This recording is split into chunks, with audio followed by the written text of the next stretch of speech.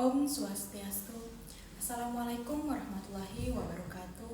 Shalom, nama budaya, salam kebajikan, dan salam harmoni. Baik, dalam video kali ini di sini saya akan membuat video mengenai ujian akhir semester dengan proses konseling dengan mata kuliah mikro konseling lanjut yang diambil oleh Wayan Eka Pramarta SPD MPD. Baik, sebelum memulai video kali ini, izinkan saya untuk memperkenalkan nama terlebih dahulu. Perkenalkan, saya Alicia Safitri dengan NIM 241011022, absen 14 dari kelas BKA semester 4. Baik, langsung saja kita masuk ke dalam videonya.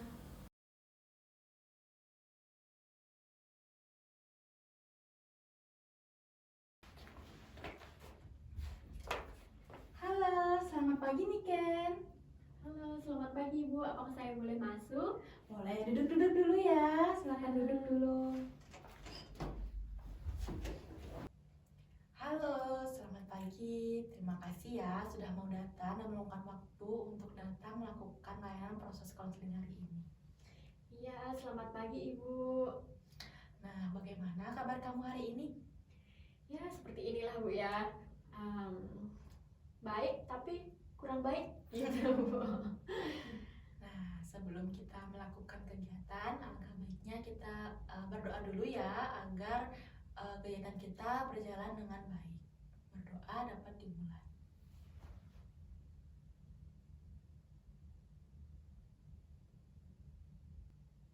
Berdoa dapat diakhiri.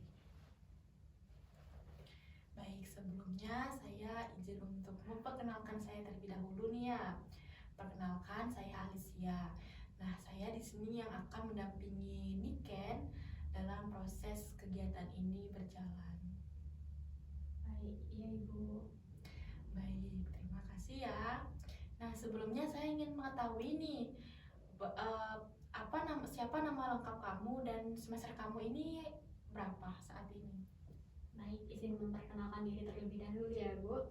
Nama panjang saya itu Niken Mei Wulandari Bu. Bisa dipanggil ya Niken gitu aja. Bisa Mei juga sih Bu. Saya lebih suka Mei gitu. Nggak pasaran menurut saya, tapi pasaran juga sih Bu. Ya sih. Ya seperti itulah Bu. Saya dari semester 4. Baik.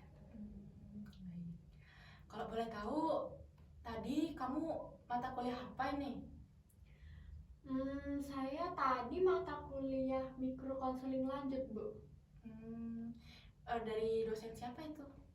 Dari dosen Bapak Eka itu Bu. Wah, itu seru juga dia ngajarnya ya, tidak terlalu tegang, tidak terlalu gimana juga ya, pokoknya dia ngajar tuh kayak enak aja gitu loh, dan paham kita materi-materi yang dia berikan itu.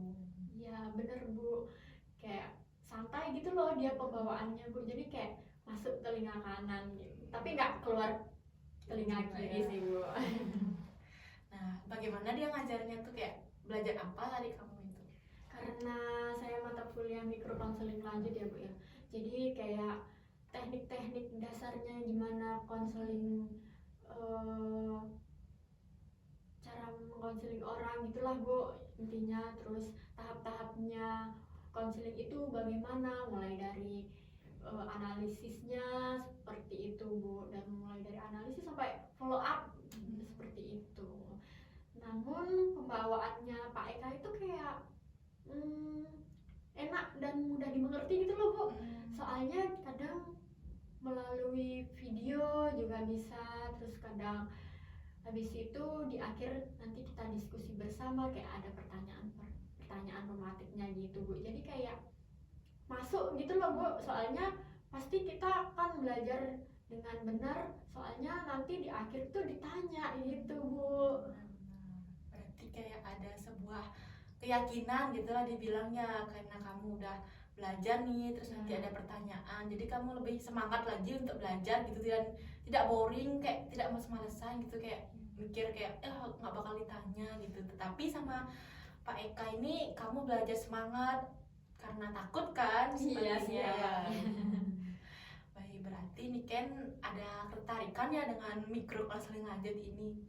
Ya harus tertarik sih Bu, karena kan mata kuliah yang harus saya selesaikan gitu kan Bu di mata kuliah ini. Itu sih Bu. Berarti itu sudah ada ketertarikan gitu ya dalam Niken. Oke. Nah, apakah Niken ini sudah tahu dari tujuan konseling kita hari ini? Belum sih Bu. Soalnya kan saya baru pertama kali ini untuk konseling itu Bu. Baik, di sini saya akan menjelaskan tujuan dari konseling ini, yaitu membantu Niken untuk mengetahui bagaimana permasalahannya serta menemukan cara dari permasalahan tersebut yang kita bisa lakukan. Baik, sebelum itu saya akan menjelaskan beberapa asas dalam konseling, yaitu ada asas keterbukaan, asas kesukarelaan, dan asas kerahasiaan dan saling menghargai.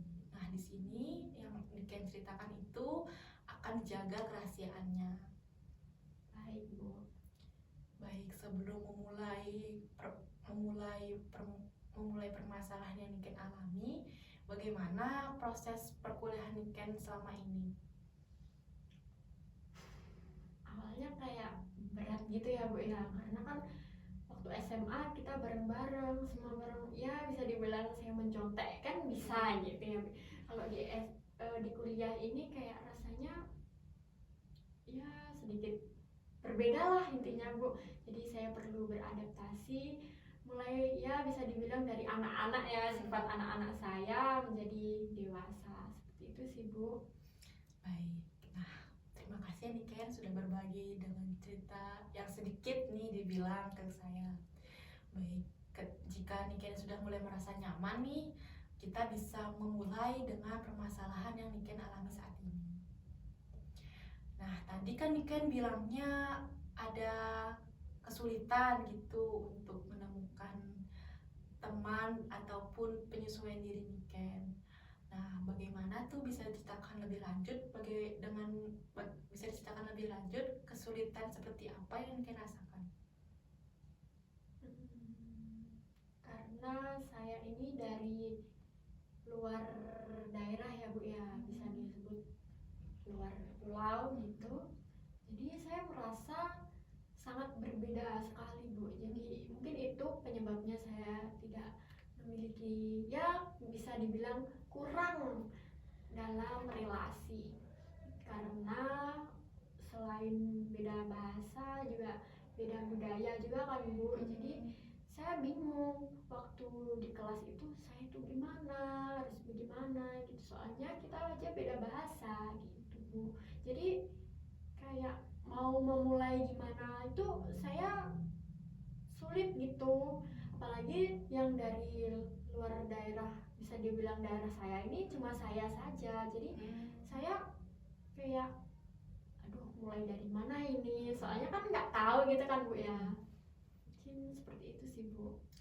Nah, saat perasaan Niken itu muncul, bagaimana perasaan Niken setelah Niken itu memilih untuk di kelas lebih untuk memilih diam gitu?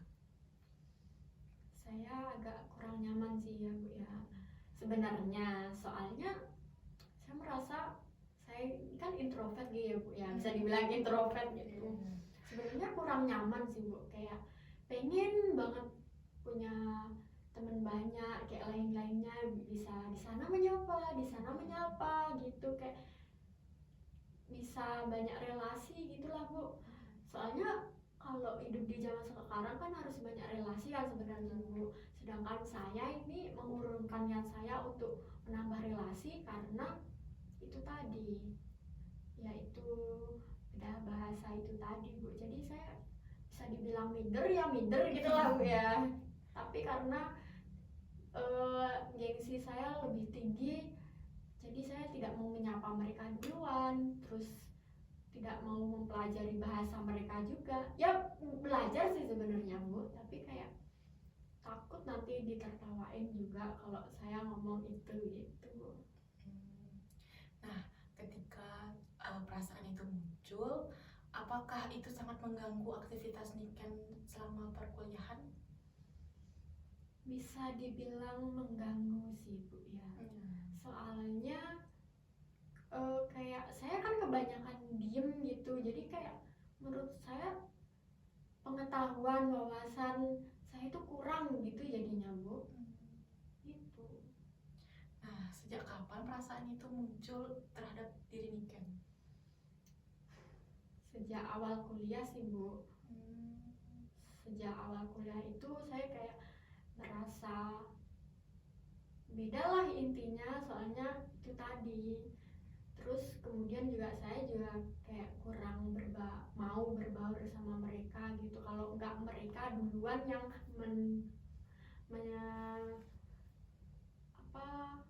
mendekati saya gitu Bu. Baik Niken, nah saya sangat paham ya bagaimana situasi ataupun keadaan yang kamu alami saat ini. Tentu itu sangat tidak mudah, apalagi kamu dari lingkungan baru nih, dari tempat asal kamu itu. Menurut saya itu sangat sebuah ada perbedaan sih ya. Nah, jadi perbedaan apa nih yang paling penting bagi kamu dari lingkungan baru dan tempat asal kamu itu? Perbedaan yang paling menonjol gitu ya Bu Iya, maksudnya? benar-benar. Oh, kalau perbedaan yang menonjol itu Bu, apa yang tadi saya bilang, yaitu di bahasa dan budayanya. Mulai dari bahasa itu kan, ini benar-benar tempat yang nggak ada di pikiran aku selama ini dan nggak pernah aku pelajarin gitu kan Bu. Jadi benar-benar nol gitu bagi saya, dan harus belajar dari nol gitu. Kayak benar-benar bisa dibilang plonga-plongo gitu lah Bu ya. Karena saya nggak pernah ada pikiran buat belajar di daerah ini gitu Bu. Terus kedua itu budayanya. Saya senang sih sebenarnya Bu dengan perbedaan kalau yang budaya ini, soalnya kayak menambah wawasan dan pengetahuan saya gitu kan Bu. Yang di daerah saya nggak ada tradisi ini atau budaya ini, di sini jadi ada gitu. Jadi menambah, kayak bisa dibilang memiliki pengalaman baru lah, karena ada kesempatan untuk mencoba yang tradisi itu gitu. Contohnya kayak kemarin itu Bu, ada tugas tradisi menggua-guaan. Itu di daerah saya nggak ada Bu itu. Terus di sini aja saya tahunya itu, jadi saya bisa mengetahui dan menambah wawasan itu. Itu sangat berharga sih buat saya Bu. Wah, dari cerita kamu tadi, berarti kamu itu sebenarnya senang gitu dengan di sini, dengan melihat cara budayanya gitu ya. Nah, kalau boleh tahu, kan kamu ini dari luar daerah gitu ya, luar Bali lah gitu dibilang. Nah, apa ketertarikan kamu ketika kamu itu memilih kuliah di sini? Ketertarikan saya itu sih Bu, budayanya. Di Bali kan sangat banyak sekali kan budayanya, mulai dari yang anak-anak, mulai dewasa sampai remaja itu kayak ada aja, kayak banyak sekali kan. Jadi saya pengen sekali mengeksplor hal-hal itu, dan yang paling lebih membuat saya tertarik itu karena wisatanya sih Bu. Kan wisatanya banyak banget gitu, terus para bule-bule juga banyak gitu sih Bu. Itu sih Bu. Baik, jadi kamu itu sudah ada ketertarikan ya untuk melakukan ya style lah di sini gitu ya dibilang ya. Tapi kamu karena harus ada penyesuaian diri gitu ya dibilang, penyesuaian diri itu sangat susah gitu bagi kamu, karena kamu itu yang seperti kamu bilang tadi kayak ada faktor bahasa gitu-gitu. Jadi kamu itu selama di kelas ataupun di mana kayak lebih susah gitu untuk bergaul karena faktor bahasa gitu. Baik, saya ada sedikit cerita nih Ken. Saya pernah nih mengkonseli mahasiswa yang sama seperti kamu. Nah, dia itu sama nih keluarganya jauh sama dia gitu.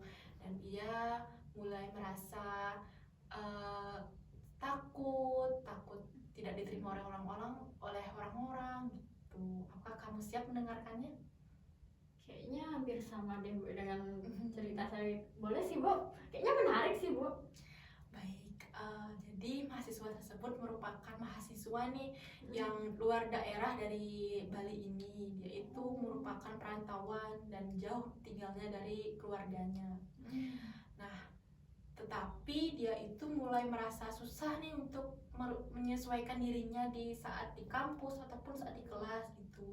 Dia lebih ngerasa dia itu lebih menyendiri, takut untuk berinteraksi gitu karena takut tidak diterima orang-orang, takut tidak disukain seperti itu. Begitu ya Bu ya. Iya. Nah, seiring berjalannya waktu, dia itu mulai menyadari nih perlakuannya dia itu sangat mengganggu itu nih Ken, sangat mengganggu aktivitasnya, sangat mengganggu semuanya, terutama dalam kegiatan berkelompok. Nah, dalam kuliah itu kan pasti banyak sekali ya aktivitas berkelompok itu. Nah, dia itu mulai merasa kayak kesulitan karena tidak ada teman-temannya itu yang mau mendekati dia gitu. Nah, dengan seiringnya berjalannya waktu, dia itu mulai menyadari bahwa perlakuan atau sikapnya yang dia terus-terusan dia itu lebih menyendiri, dia itu mulai menyadari bahwa oh, dia ngerasa dirinya oh, aku tidak boleh seperti ini gitu. Karena kalau seperti ini terus pasti akan kesulitan bagi kita kan, kesulitan bagi kita untuk melakukan hal-hal yang memang harusnya kita untuk berinteraksi, tetapi kita malah mengstopnya dengan tidak nggak usah lah aku malu gitu. Nah, dari situ dia mulai menyadari dan dia mulai mencoba nih dengan langkah-langkah kecil seperti mulai menyapa temannya, mulai aktif berinteraksi dan mulai aktif dalam kegiatan kampusnya. Nah, setelah dia mulai seperti itu, dia mulai merasa dirinya nyaman, mulai lebih untuk percaya diri dan mulai aktif lah dan tidak merasa lagi takut gugup gitu. Dan teman-temannya itu mulai merasa menemani dia, yang dia pikir bahwasannya tidak ada nih teman-teman yang mendekati dia atau mau menemani dia, malahan sebaliknya, malahan teman-teman itu malah dekat banget sama dia nih, kayak malah apa-apa sama dia terus gitu, kayak maulah menemaninya seperti itu. Berarti ceritanya bisa dibilang mirip dengan cerita saya sih ya Bu ya. Betul sekali nih Ken.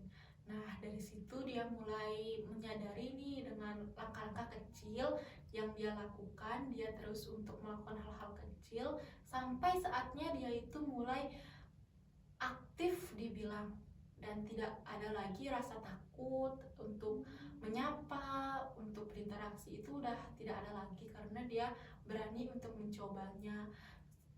Terutama ketika kita berani mencoba, kita pasti akan membuahkan hasil karena yang kita coba itu pasti tidak mungkin dong nggak ada hasilnya, pasti ada hasilnya. Walaupun hasilnya itu sangat kecil yang kita bayangkan, tapi itu udah sangat bagus karena sudah ada perubahan atau penyesuaian diri kita, itu sudah sangat mudah untuk kita adaptasiin seperti itu. Mungkin dari itu saya bisa mencontek lah saya bisa dibilang, bisa meniru seperti konseli Ibu tadi ya. Mulai ya awalnya begitu, bisa merubahnya dengan cara mengikuti organisasi lain, kemudian juga bisa menyapa teman-teman terlebih dahulu. Baik, itu sudah sangat bagus sekali ya Niken, karena Niken sudah mempunyai kemauan atau ketertarikan nih dalam penyesuaian diri kita ini. Jadi dalam cerita yang saya ceritakan tadi itu, apakah ada manfaat yang bisa kamu peroleh dari cerita yang saya tadi, manfaat yang untuk dilakukan dalam kehidupan sehari-hari kamu yang dapat diperoleh itu? Sangat bermanfaat sekali ya Bu ya. Kalau dari cerita tadi, saya akan mencoba untuk menyapa orang-orang dahulu gitu Bu. Saya akan mencoba memberanikan diri sih Bu. Cukup menantang sih bagi saya yang introvert sebenarnya Bu, tapi saya saya akan mencoba hal itu. Baik, apakah ada kegiatan yang bisa Niken lakukan lagi? Kalau kegiatan mungkin saya kalau di kampus nih Bu, kalau kegiatan di kampus saya bisa mengikuti organisasi mungkin Bu, kalau ada rekrutmen kepanitiaan mungkin kayaknya saya bisa sih mencoba mendaftar gitu. Saya akan mencoba sih Bu. Baik. Nah, dari yang kamu katakan tadi, apakah bisa nih dalam waktu dekat ini kamu lakukan? Gak perlu dalam waktu dekat sih Bu, kayaknya habis ini sih Bu ya. Sangat buru-buru banget ya. Tapi itu udah sangat bagus sekali nih Ken, karena kamu sudah ada ketertarikan nih dan langsung untuk mencobanya. Itu sudah sangat bagus sekali kamu. Baik, terima kasih Bu. Kayaknya ya meskipun agak berat ya, tapi saya akan mencobanya sih Bu secepatnya. Soalnya menurut saya kayak gini terus-terusan juga nggak enak ya Bu ya. Kayak mau gimana-gimana, mau kemana. Saya juga nggak punya teman kan jadinya Bu kalau relasi saya kurang. Benar sekali ya yang kamu katakan itu. Namun ketika yang kamu coba itu merasa kesulitan, kamu jangan menyerah. Kamu harus tetap berani untuk mencoba, karena yang seperti saya bilang tadi, tidak ada yang kita coba pasti selalu ada keberhasilannya, walaupun itu sangat kecil sekali. Dan sekarang semoga kamu bisa terapkan bahwasannya jika kamu merasa kesulitan, kamu itu jangan pernah gagal nih untuk mencobanya. Kamu harus terus mencoba, berani mencoba, agar keberhasilan itu dapat dicapai oleh diri kamu sendiri. Baik, semoga sih Bu ya. Baik, apakah ada yang ingin kamu ceritakan lagi nih Ken? Udah sih Bu, kayaknya nggak ada lagi sih Bu, itu aja yang ada di pikiran aku nih Bu. Baik, karena kamu sudah merasa tahu, dan sebelumnya saya ingin bertanya nih, apakah kamu sudah puas nih dengan cerita kamu tadi yang saya dapat mengasihi kamu solusi seperti itu? Sangat puas sih Bu, karena apa yang tadinya jadi kayak penuh di pikiran saya sekarang udah bersih gitu Bu. Jadi lega dan sangat puas sekali Bu, saya bisa mengeluarkan unek-unek saya, bisa dibilang gitu kan Bu, unek-unek saya ini sama Ibu. Saya percaya juga sama Ibu, karena di sesi konseling ini kan ada asas kerahasiaan ya Bu ya. Sebenarnya saya nggak pernah cerita ke orang-orang itu Bu, soalnya saya nggak percaya sama mereka, saya takut gitu Bu. Baik, terima kasih ya Niken, karena Niken sudah mulai berbagi cerita Niken yang selama ini Niken pendam ataupun merasa bingung nih untuk cerita ke siapa lagi ya gitu. Dan Niken sudah sangat tepat sekali nih untuk datang ke sini, untuk meluangkan isi hati Niken untuk datang ke sini. Saya sangat terima kasih Niken, karena kamu sudah sangat berbagi dan sangat antusias dalam kegiatan layanan konseling kita hari ini. Terima kasih ya Niken. Ya, terima kasih Bu. Baik, karena tadi kita memulainya dengan doa, kita akhiri juga dengan doa. Baik, saya pimpin doa dapat dimulai.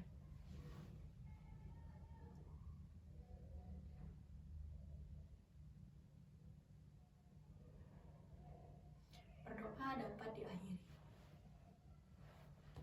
Baik, terima kasih ya Niken, dan tetap semangat dan jangan pernah untuk menyerah ketika kamu menghadapi kesulitan ya. Ya, terima kasih Bu. Baik, sama-sama Niken.